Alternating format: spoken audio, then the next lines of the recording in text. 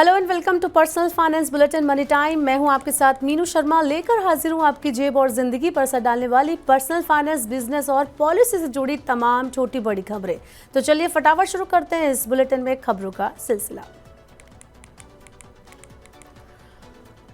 Monsoon खत्म होते ही देश में सीमेंट के दाम बढ़ गए हैं। पूरे देश में सीमेंट कंपनियों ने प्रति 50 किलो बैग के दाम 10 से 30 रुपए तक बढ़ा दिए हैं। अल्ट्राटेक सीमेंट, इंडिया सीमेंट और डालमिया भारत ने अभी दक्षिण भारत के बाजारों में दाम बढ़ाए हैं।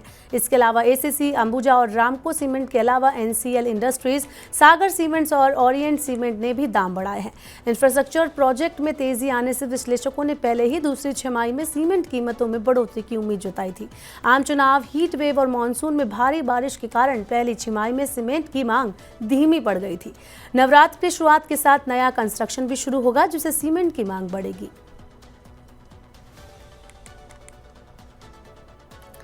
3 नए बाहरी सदस्यों की नियुक्ति के साथ भारतीय रिजर्व बैंक की नई मौद्रिक नीति समिति सोमवार से अपनी पहली बैठक शुरू करेगी। एमपीसी के chairman RBI governor Shaktikanta Das समिति की 3 दिन की बैठक में लिए गए निर्णय की जानकारी बुधवार 9 अक्टूबर को देंगे।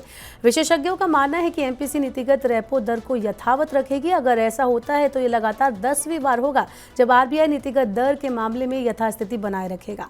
एमपीसी ने आखिरी बार फरवरी 2023 में रेपो दर में बदलाव किया था। उस समय रेपो दर को बढ़ाकर 6.5% किया गया था। सरकार ने नीतिगत दर तय करने वाली रिजर्व बैंक की मौद्रिक नीति समिति का पुनर्गठन किया है।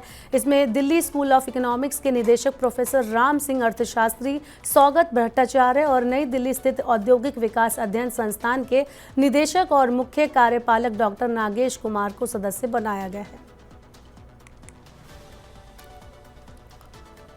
पुराने वाहनों को स्क्रैप करने का ऑप्शन चुनने वाले वाहन मालिकों को दिल्ली सरकार बड़ी छूट देगी। दिल्ली सरकार ने पुराने वाहनों को कबाड़ में बदलने का ऑप्शन चुनने वाले वाहन मालिकों को नए वाहन की खरीद पर टैक्स में 10 से 20% की छूट देगी। मुख्यमंत्री आतिशी ने पुराने वाहनों को कबाड़ में बदलने की पहल को बढ़ावा देने के लिए इस प्रोत्साहन योजना को मंजूरी दी है। इस नई पॉलिसी को जल्द ही अधिसूचित किया जाएगा। दिल्ली सरकार पुराने वाहनों को कबाड़ में बदलने का ऑप्शन चुनने वालों को 3 साल के अंदर नया वाहन खरीदने पर मोटर व्हीकल टैक्स में छूट के माध्यम से प्रोत्साहन देगी। इस प्रोत्साहन पॉलिसी के तहत पैसेंजर सीएनजी और पेट्रोल वाहन की खरीद पर 20%, कमर्शियल सीएनजी और पेट्रोल वाहन की खरीद पर 15% और डीजल वाहनों पर 10% की टैक्स छूट मिलेगी। इस योजना के तहत लाभ पाने के लिए व्यक्ति को अपना पुराना वाहन किसी पंजीकृत सुविधा केंद्र पर कबाड़ में देने पर जमा प्रमाण पत्र लेना होगा। वो 3 साल के भीतर नए वाहन के रजिस्ट्रेशन के टाइम पर उस प्रमाण पत्र को दिखाकर टैक्स में छूट हासिल कर पाएंगे। दिल्ली एयरपोर्ट पर यात्रियों के लिए सफर करना आसान और तेज होने वाला है। साल 2028 तक दिल्ली के इंदिरा गांधी अंतर्राष्ट्रीय एयरपोर्ट पर एक आधुनिक एयर ट्रेन की शुरुआत होगी, जो यात्रियों को टर्मिनल 1 से टर्मिनल 2 और 3 तक मिनटों तक पहुंचाएगी। सबसे खास बात यह है कि इसके लिए यात्रियों को कोई भी एक्स्ट्रा फीस देने की जरूरत नहीं होगी। ये ट्रेन एक विशेष एलिवेटेड टैक्सी वे के नीचे चलेगी और इसकी कुल लंबाई 7.7 किलोमीटर होगी। इस प्रोजेक्ट का निर्माण दिल्ली इंटरनेशनल एयरपोर्ट लिमिटेड की तरफ से किया जाएगा। इस पर अनुमानित खर्च 1500 से 1600 करोड़ रुपए के बीच होगा। यात्रियों को जल्द टर्मिनल तक पहुंचाने के लिए इस एयर ट्रेन में स्टेशनों की संख्या सीमित रखी जाएगी। सरकार वैश्विक बाजारों में ब्रांड इंडिया को बढ़ावा देने के लिए मेड इन इंडिया लेबल के लिए एक योजना तैयार करने पर विचार कर रही है। इसका उद्देश्य भारत के लिए एक मजबूत ब्रांड पहचान बनाना है। विशेषज्ञों के अनुसार ब्रांड इंडिया को बढ़ावा देने के लिए गुणवत्ता महत्वपूर्ण है। सरकार के पास वर्तमान में भारत ब्रांड इक्विटी फाउंडेशन है, जो विदेशी बाजारों में मेड इन इंडिया लेबल के बारे में अंतर्राष्ट्रीय जागरूकता को बढ़ावा देने का काम करता है। भारत इंडिया क्वालिटी प्रोडक्ट नामक एक एकीकृत ब्रांड स्थापित कर सकता है, जो उत्कृष्टता और विश्वसनीयता का संकेत देता है। इसे लेबल का इस्तेमाल करने के लिए निर्माताओं और निर्यातकों को विशिष्ट उत्पाद और पैकेजिंग मानकों को पूरा करना होगा। पश्चिम एशिया में संघर्ष बढ़ने से लॉजिस्टिक लागत और बढ़ने के साथ ही कच्चे तेल, इलेक्ट्रॉनिक्स और कृषि जैसे क्षेत्रों में व्यापार को नुकसान पहुंच सकता है। युद्ध में सीधे तौर पर शामिल देशों को निर्यात के लिए बीमा लागत भी बढ़ सकती है, जिसका भारतीय निर्यातकों की कार्यशील पूंजी पर असर पड़ेगा। जीटीआरआई के मुताबिक संघर्ष पहले ही इजराइल, जॉर्डन और लेबनान जैसे देशों के साथ भारत के व्यापार को नुकसान पहुंचा रहा है। ईरान इजराइल संघर्ष विश्व व्यापार को बुरी तरह प्रभावित कर रहा है। ईरान तेल बाजार में एक प्रमुख कारोबारी है। संघर्ष तेज होने से तेल की आपूर्ति बाधित हो सकती है, जिससे कीमतें बढ़ सकती हैं, जिसका असर वैश्विक अर्थव्यवस्था पर पड़ेगा, खासकर उन पर जो तेल आयात पर निर्भर हैं। तनाव बढ़ने से पश्चिम एशिया में अस्थिरता आ सकती है, जिससे व्यापार मार्ग प्रभावित हो सकते हैं। इसके अलावा अगर पश्चिमी दुनिया प्रतिबंध लाती है तब ये वैश्विक बाजार को और जटिल बना देगा।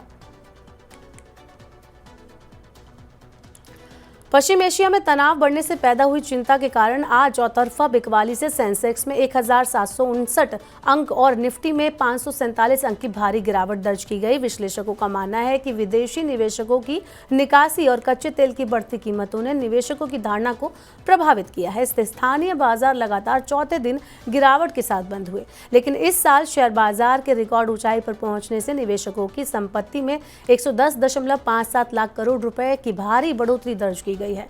बीएसई में सूचीबद्ध कंपनियों का बाजार मूल्यांकन 27 सितंबर को 477.93 लाख करोड़ रुपए के सर्वकालिक उच्च स्तर पर पहुंच गया था। सेंसेक्स ने कैलेंडर वर्ष 2024 में अब तक 12,026 अंक की छलांग लगाई है।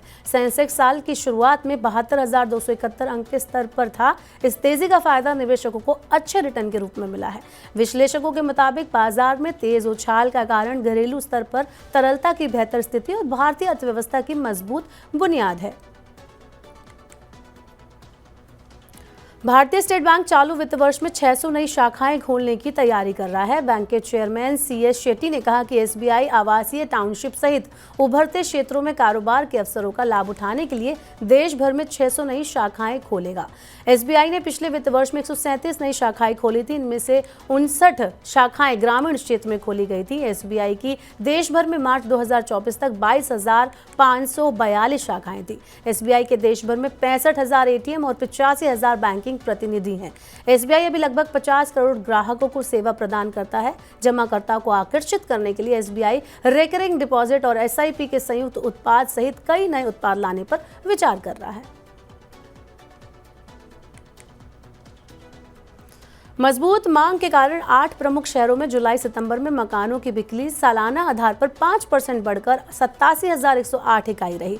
रियल एस्टेट सलाहकार नाइट फ्रैंक इंडिया के मुताबिक प्रॉपर्टी बाजार में 2024 में अच्छी गति रही। साल 2024 की तीसरी तिमाही में इस साल की सर्वाधिक 87,108 इकाइयों की बिक्री दर्ज की गई। वहीं आवासीय बिक्री में 1 करोड़ रुपए से ज्यादा की लागत वाले प्रीमियम घरों की मांग सबसे ज्यादा है। दिल्ली NCR के अलावा सभी बाजारों में घरों की बिक्री बढ़ी है। दिल्ली NCR में बिक्री सालाना आधार पर 7% घटी है। मुंबई में सबसे ज्यादा 24,222 इकाइयों की बिक्री दर्ज की गई, जो बाजार के लिए एक नया उच्च स्तर है। मुंबई में बिक्री सालाना आधार पर 9% बढ़ी है। बेंगलुरु, पुणे, हैदराबाद, अहमदाबाद, कोलकाता, चेन्नई में भी घरों की बिक्री बढ़ी है। और विदेशी बैंड कोल्डप्ले के मुंबई, दलजीत दोसांझ के चंडीगढ़ और अन्य शहरों में होने वाले संगीत कार्यक्रमों के कारण हवाई टिकटों की बुकिंग 300% बढ़ गई है। ऑनलाइन ट्रैवल एजेंसी एक्जिगो के मुताबिक ग्रैमी पुरस्कार विजेता बैंड कोल्डप्ले 18 से 21 जनवरी को मुंबई के DY पाटिल स्टेडियम में अपना कार्यक्रम पेश करने वाले हैं। पंजाबी गायक दलजीत भी अपने इंडिया टूर के तहत इस साल दिसंबर में चंडीगढ़ में एक कॉन्सर्ट में हिस्सा लेंगे। इन दोनों संगीत कार्यक्रमों में शामिल होने और अपने पसंदीदा कलाकारों को सुनने के लिए देश भर से प्रशंसकों के बीच यात्रा बुकिंग में उछाल देखा जा रहा है। विमानों के अलावा ट्रेन और बस बुकिंग से जुड़े ऑनलाइन सर्च में तेजी से वृद्धि देखी गई है। लाइव कॉन्सर्ट में शामिल होने का जुनून प्रशंसकों को यात्रा करने के लिए प्रेरित कर रहा है। पात्र शेयर ब्रोकरों को 1 फरवरी से अपने ग्राहकों को शेयर की खरीद बिक्री के लिए UPI आधारित ब्लॉक व्यवस्था के इस्तेमाल की अनुमति देनी होगी। इस कदम से निवेशकों की स्थिति मजबूत और सशक्त होगी। पात्र शेयर ब्रोकर्स को कारोबार के मौजूदा तरीके के अलावा नए ऑप्शंस में से एक की पेशकश करनी होगी। इससे निवेशकों को कारोबार के लिए फंड को खाते में ब्लॉक कर भुगतान की अनुमति देने की सुविधा मिलेगी, जो उनकी राशि को किसी भी संभावित दुरुपयोग से बचाएगा। UPI आधारित ब्लॉक व्यवस्था application supported by blocked amount जैसी होगी। UPI ब्लॉक व्यवस्था में निवेशकों को ब्रोकर को पहले से पैसा देने की जरूरत नहीं होगी। वो अपने बैंक खाते में ब्लॉक धनराशि के आधार पर बाजार में कारोबार कर सकेंगे।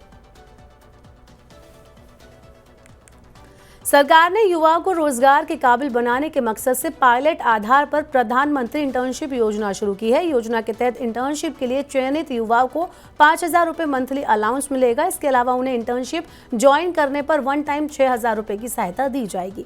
चालू वित्त वर्ष में 1.25 लाख इंटर्नशिप उपलब्ध कराने की योजना है। इस पर 800 करोड़ रुपए का खर्च आने का अनुमान है। इंटर्नशिप के लिए चयनित युवाओं को प्रधानमंत्री जीवन ज्योति बीमा योजना और प्रधानमंत्री सुरक्षा बीमा योजना के तहत बीमा कवर दिया जाएगा। इसके लिए प्रीमियम का भुगतान सरकार करेगी। इसके अलावा कंपनियां चयनित उम्मीदवार को अतिरिक्त दुर्घटना बीमा उपलब्ध करा सकती हैं।